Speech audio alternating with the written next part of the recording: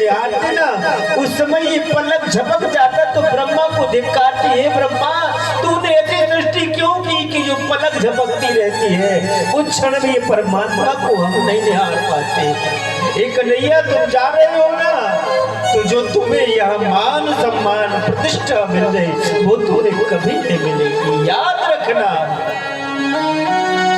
हम तुम्हारे बगैर एक क्षण भी नहीं रह सकते। भगवान हाथ जोड़ करके रथ से नीचे उतरे, गोपिकाओं को समझाए, गोपी चिंता मत करो, 2 दिन की ही बात है, आज जा रहा हूं, कल रहूंगा, मेला देखूंगा, परसों वापस आ जाऊंगा, परसों आगमस्य आगे, परसों आ जाऊंगा। जब परसों का शब्द कहा तो गोपी ने कहा चलो, एक गोपी बोली कोई बात नहीं, 2 ही दिन की तो बात है, तीसरे दिन आ जाएंगे। लेकिन गोपी थोड़ी जानते थे कि परसों का वचन वर्षों में बदल जावे। भगवान को जाने के लिए सहमति दी। भगवान ने जैसे रथ पर बैठे काका कुंज से कहा वायु वेग से रथ को बढ़ाओ आगे, वायु वेग से रथ को बढ़ाया आगे। अक्रूर जी ने जब तक धूल उड़ती रही तब तक गोपियां खड़ी खड़ी निहारती रह गई। अक्रूर जी आगे पहुंचे, यमुना जी में पहुंचे, संध्या वंदन किए, स्नान किया, स्नान करके जैसे स्नान करने गए ना, भगवान ने कहा अक्रूर जी को अभी मोह भरा पड़ा हुआ है, ये माया का पर्दा पड़ा है, अब मुझे कुछ यहाँ लीला करनी पड़ेगी कि अक्रूर जी भी तो समझे मेरी भगवत्ता को। अक्रूर जी बोले दोनों बेटाओं को समझाया, कन्हैया बलराम से रुकना, कहीं जाना मत, मैं संध्या करके स्नान करके आता हूँ। स्नान बोले ठीक है काका जी, थे आप चिंता मत करो, हम जाए यहीं बैठे, आप स्नान कराइए। अक्रूर जी जैसे यमुना जी में गए, एक डुबकी लगाई तो दोनों बालकों को यमुना जी में देखा। अक्रूर जी घबराए और तत्क्षण बाहर निकले, फिर डुबकी लगाई, बाहर निकले, देखा कि भगवान तो दोनों भाई बेटा कृष्ण और बलराम रथ में बैठे हुए। फिर डुबकी लगाई तो भगवान यमुना जी में दिखाई दिए। घबरा करके फिर बाहर निकले, दोनों भाई रथ पे। बोले ये क्या लीला हो रही है, और फिर जब गए बोले अभी भगवत्ता को नहीं समझे। भगवान ने सोचा, जब तीसरी डुबकी लगाई तो भगवान शेष सैया पर विराजमान है, देव वृंद सभी चमन झुला रहे, स्तुति कर रहे हैं। अक्रूर जी ने देखा तो चरणों में गिर गए। सर्वम बक्ष्यामि ते भद्रे कश्मलम ते गमश्यति, जिसको मैं नन्हा सा छोटा सा बच्चा समझता था, वो तो सबका आराध्य ईश बैठा हुआ है, बना बैठा है।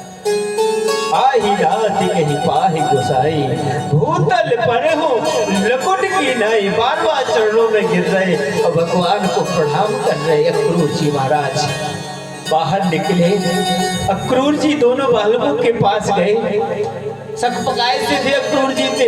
इतने में कन्हैया ने कि काका जी क्या हुआ, इतने बेचैन क्यों लग रहे?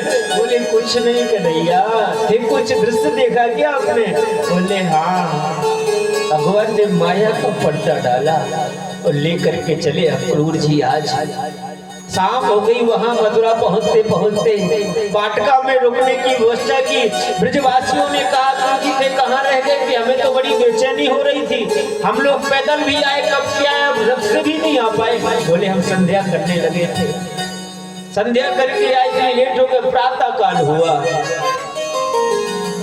जब प्रातः काल हुआ ना तो भगवान ने दाऊ दादा से कहा, दाऊ दादा निक हमारा मन हो रहा है कि या मैं घूम के आए ब्रज में, मथुरा में सब जगह घूम आए, मेला का देखें सौंदर्य कैसा बढ़ रहा है।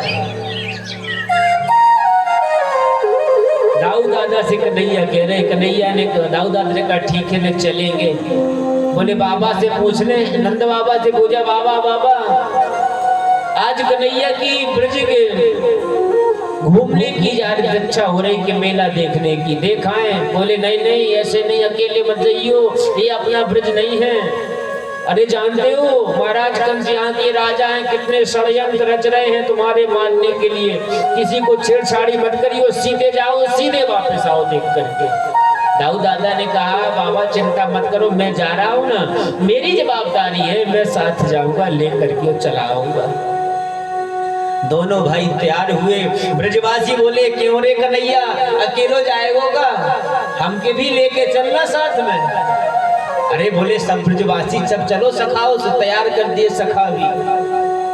सखाओं को लेकर के कन्हैया आज जा रहे हो अपने मित्रों से कह रहे क्यों मित्रों जानते हो हम कहाँ चल रहे हैं? यहाँ के जो राजा है ना वो हमारे मामा लगे हैं। ब्रजवासियों ने कहा अरे गाड़ी के कन्हैया तूने बताया नहीं अभी तक कि हम मामा के यहाँ जा रहे मेला देखने के ताई। अरे तुम पहले बता देते तो यह भिकमंगे से लग रहे कपड़े कुछ अच्छे चौबंदी बगलबंदी ढट के आते।